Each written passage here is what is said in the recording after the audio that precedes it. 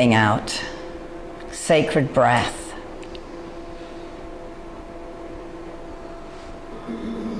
Breathing in, infinite love. Breathing out, any barrier to being that infinite love.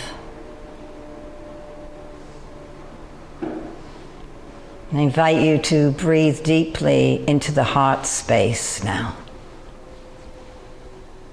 This energy center, this fourth chakra, this disc of spinning emerald green or rose pink center. Deep in the cave of the heart. And imagine breathing in like that ball of emerald green or rose pink light, or it can be both. It's a ball of light, and as we breathe in, it expands.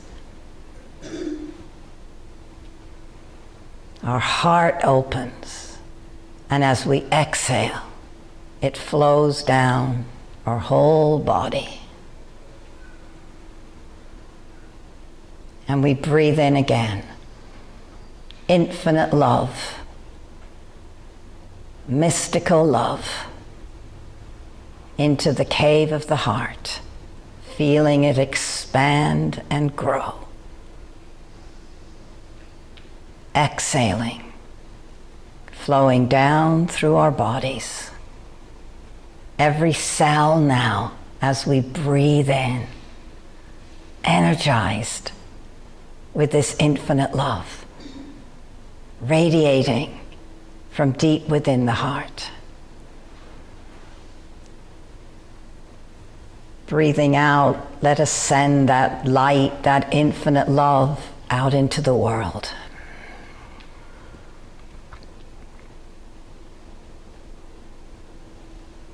Breathing it in again.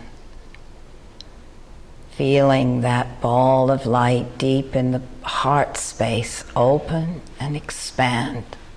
Feel it, hold it. Feel it tingling and alive in every cell.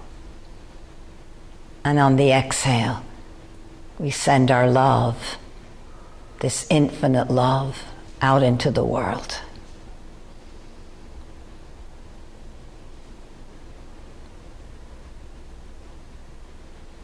Let us breathe in the silence together. Feeling that love. One love. Unity, peace.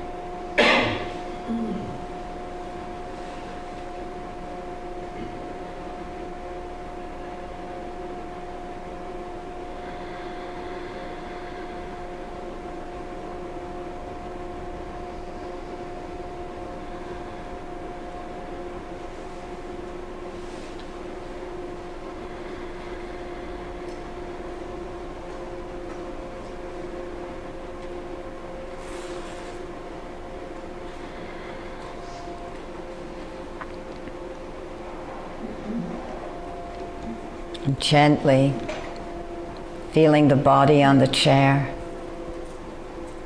feet on the floor,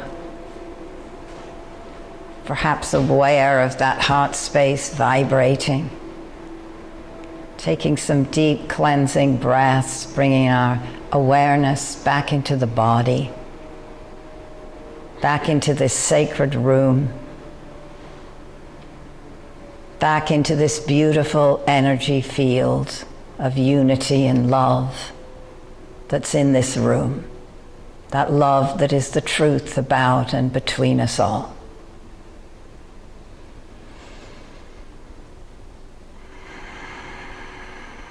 And when and as you're ready, open your eyes.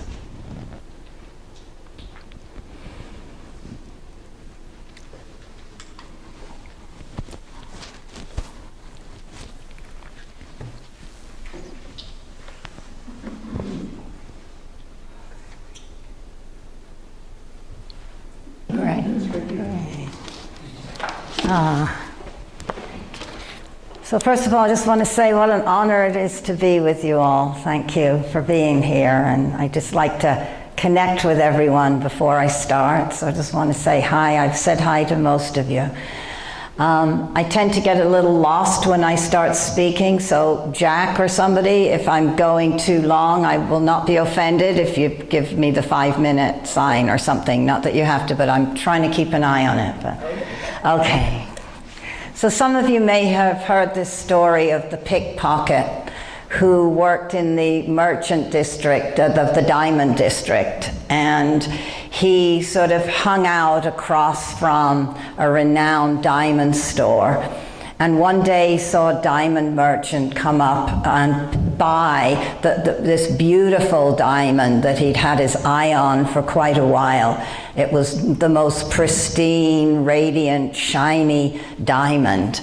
And the diamond thief really wanted it. So he ended up following the guy that bought the diamond. And it ended up, he followed him on a 3-day train journey all the way across the country. And he employed all his skills and tools and all his old tricks. And he was so frustrated by the end of the journey because he couldn't find the diamond that he went up to the guy who had the diamond and he said, you know, I'm a renowned pickpocket and, you know, I'm good at what I do and I used all my tricks and all my everything and I just couldn't find the diamond. Where did you put it? And the diamond merchant leaned over into the pickpocket's pocket and picked out the diamond. And he said, I put it in the last place you would think to look. And of course, that story, you know, is a metaphor for sometimes the last place we think to look. For spirit, for joy, for love, for unity, for peace, for freedom, for the answers to our questions, for the peace beyond all understanding, for that radiant jewel, that spark, that gem of spirit that is deep within all of us in the cave of our heart. And I think that the call of our times right now is to awaken even more fully to that truth about ourselves. Some of you may have heard the book by Mary O'Malley. It's been coming to mind again lately. And the book title sort of says it all. The book title is What's in the Way is the Way. And we have a lot in the way right now. And while one world is crumbling perhaps, a new world is being born. There's a breakdown and a breakthrough happening. And we can use these times, I think, and especially those of us that have been in this new thought movement for a long time, affirming one power, one presence, one love. We get to practice now. We get to embody it. We get to live it. And what's in the way is the way to our freedom. And it is said that yes, perhaps globally right now and collectively we're in a little bit of, you know, that spiritual passage called the dark night of the soul. And what I know about that is that on the other side of that is illumination.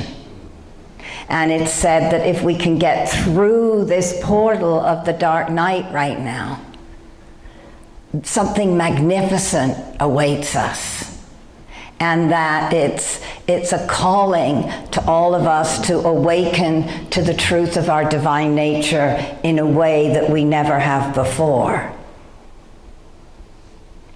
And the invitation is to develop what Andrew Harvey calls birth eyes, to see in the midst of perhaps some of the dark night, some of the scary stuff that's happening, some of the things that would evoke fear or anger or whatever reactions within us, to have birth eyes that can see at the same time new creations of love, of joy, of peace, of creativity, because there's so much good going on right now too. Here we are gathered. We gather. The week may be difficult. The news may be challenging. Friends and family may be hurting physically, mentally, emotionally. You know, I speak to a lot of people that are going through hard times. And yet we keep gathering because this is good, with a capital G. This is coming together in our high vibration, and there are people getting together everywhere, standing in the highest truth, right? That's what this time calls us to. It's a powerful time to be alive, really, and I believe that our souls have chosen to be here right now, so that we can shift. Jean Houston says, terrible things are happening and extraordinary possibilities are breaking through. She says, you are part of an evolutionary happening. Something is shifting in our brains, shifting on a deep cellular level that we've been coded for. And this is the origins of a new humanity. Literally, a new humanity. She says we have an understanding of the nature of the universe and how we are a fractal equivalent of the universe in our own space-time bodysuit. We're a microcosm of the macrocosm. We have within us everything that we need. And she says we now have access to a level of mind understanding and co-creation never known before. Literally something's shifting in our consciousness. You may have felt that. There's a waking up. The light that we are is stirring. It's having its way. And so we're in betwixt and in between, you know, because the old is crumbling away, and that's happening collectively and globally, but within our own beings at the same time. And new birth is happening. We're being born again and born anew. Greg Braden has just written a new book called Pure Divinity. And he says there's something inside of us that can't be separated from anything that's happening outside, because what we hold inside of us is so precious and so vital. So precious and so vital. And he talks about his definition of divinity is the ability to transcend perceived limitations. That's what we know. When we just play down here in the earth world of form, sometimes it's challenging to see a way, a solution, a resolution. When we zoom out, when we step into that realm of spirit that's within us, anything and everything is possible. And as Marianne Williamson says, the moment a challenge or a problem or a difficulty is born, the solution and the resolution to it is born in the mind of God at the same time. It exists. And we're not going to find it down here on the earth right now necessarily. There's a lot of separation. There's a lot going on. I talk to people all the time who are having challenges and breakdowns with families and friends, you know, because of differences. And it's difficult. It's not easy. and yet choosing love, mystical love, that is beyond anything. It's beyond opinions. It's beyond what is said and done to us. It's a deep-rooted mystical love because we are one. We're one.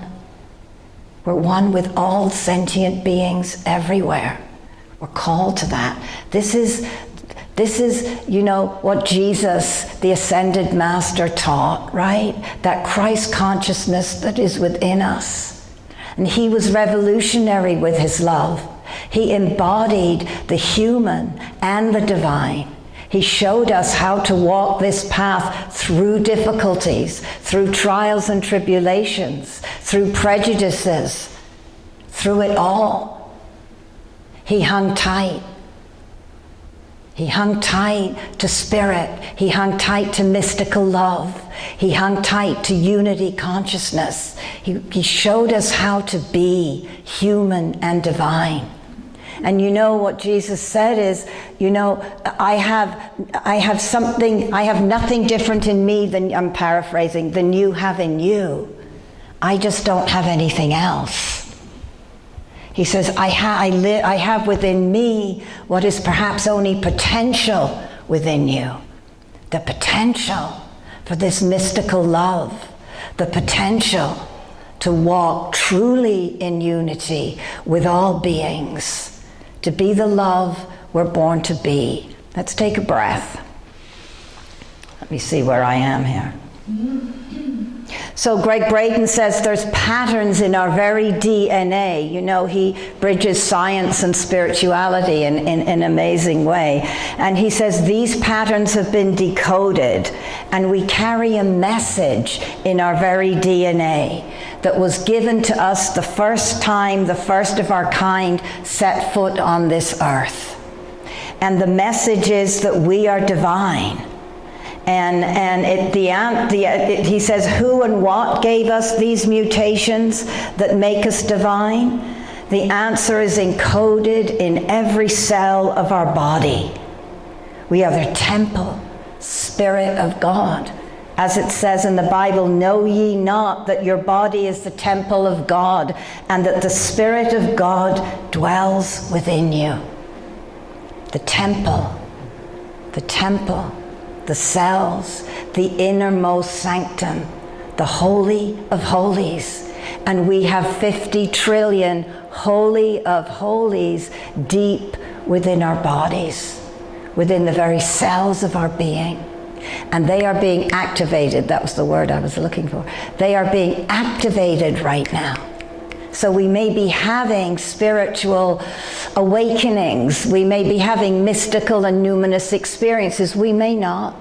We may feel like we're just going a little deeper on our journey because our very cells, the divine cells in us, are waking up, getting activated, more and more and more light-filled.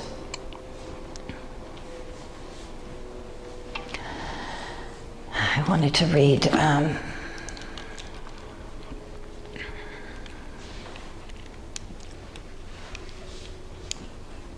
it's a wonderful book, The Mystic Jesus, Marianne Williamson's latest book. I'm sure some of you know this. I wanted to read a couple of things from.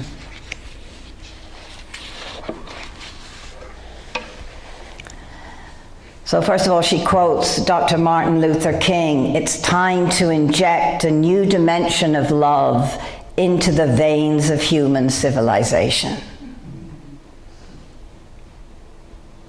That dimension of love, she says, is a mystic and universal love, emerging anew from the human heart and illuminating the human brain. And calling on Jesus is one way to evoke that love. The mystic Jesus is an aspect of consciousness, alive in each of us, not as an abstraction, but as a lived experience. The dark night of the soul, the dark night into which the baby Jesus was born in Bethlehem, is very much the dark night of our modern world. And the star that heralds his birth is signaling the birth of something new in within us. There it is, the star. So the call is to awaken to that which is already within us, to love bravely. And in this book, there's a story that Marianne Williamson tells of, there was a new Leonardo da Vinci painting found called the Salvator Mundi. And it's a picture of Jesus, one hand like this and the other hand holding an orb. And it was at Christie's in New York, and her friend got tickets to go. And so she was anxious to see and excited to see this picture. And she was standing in the queue and chatting with her friend as she was sort of making her way up to the picture itself. And she says, all of a sudden, she looked up and the picture was there. And she said something happened to her. You know, one of those mystical experiences, sometimes that you can't quite put into words. Something came over her.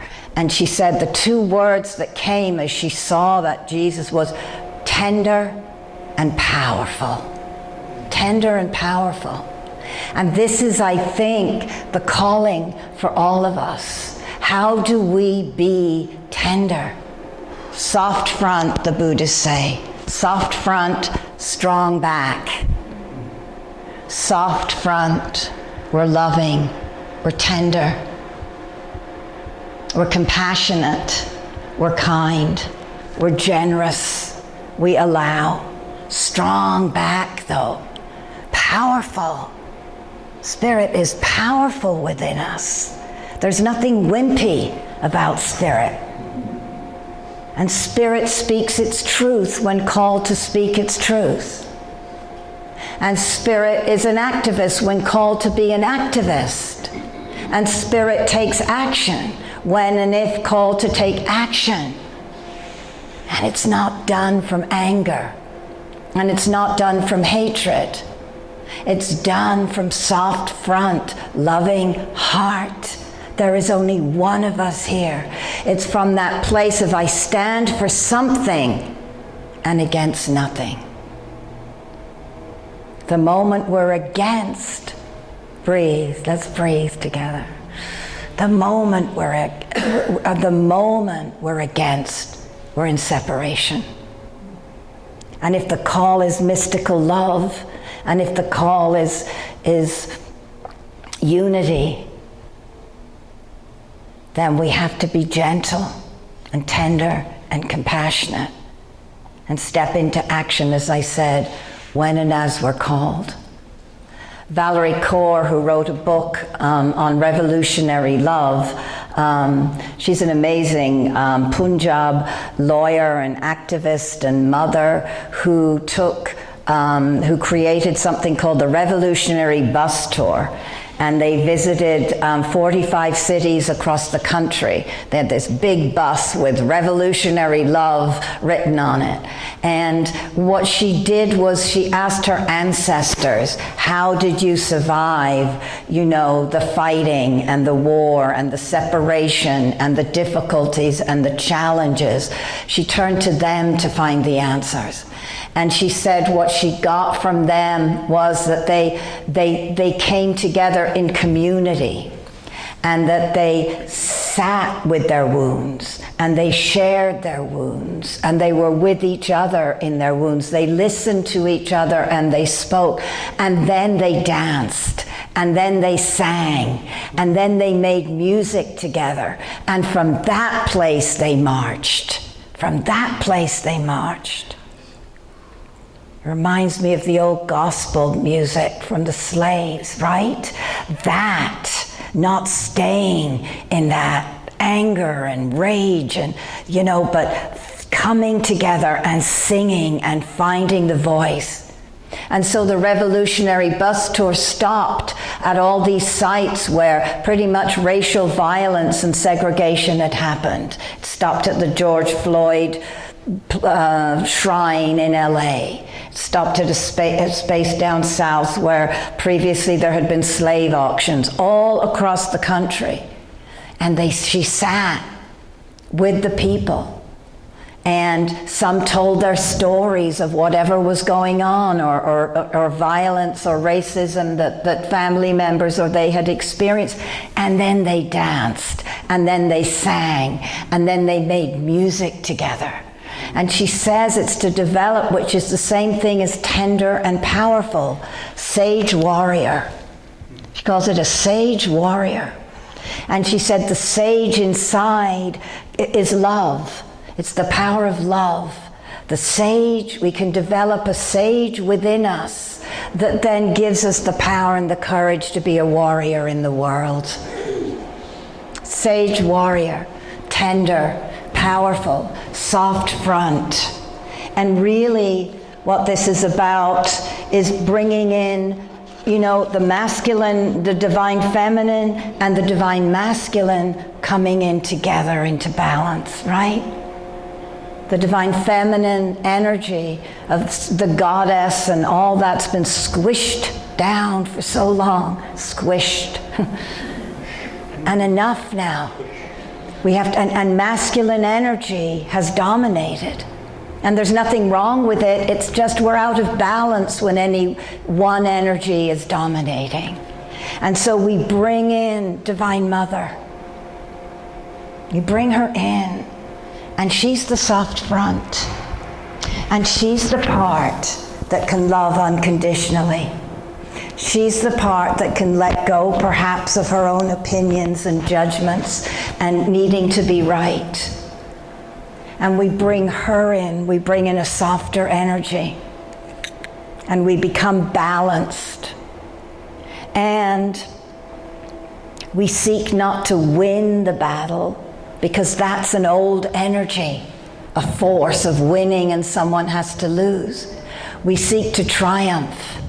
We seek to triumph because we stand so rooted in the knowing of the power of love and the power of oneness and where that can take us and where that can lead us. Let's take another breath together.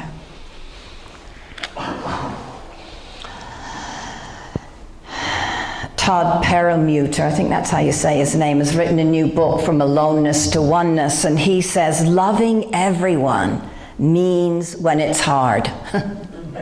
Means when it's hard. Like I joked, it's easy for us to love each other right now. We're agreeing, we're in agreement. It's easy to love those we're in agreement with, those we like, those we resonate with, right? But real love is put to the test, right? Or we're called to rise up when we don't like someone, or we don't agree with them, or we're horrified at the decisions that they're making, or we perceive them to be evil in the world even. And we can have our discernments, and we can have our opinions, but it doesn't stop us loving. He says, we don't allow their suffering. Don't let their suffering be our suffering. And that we rise to our best. That's it. How can we be a better version of ourselves? Those of us who have been on the path now, we can be the ones that lead the way to hold the lamp of love. Valerie Kaur says, do we succumb to our despair and the illusion that we are separate and alone? Or do we dare light our gaze and sing a song of love? Do we join our love with other people?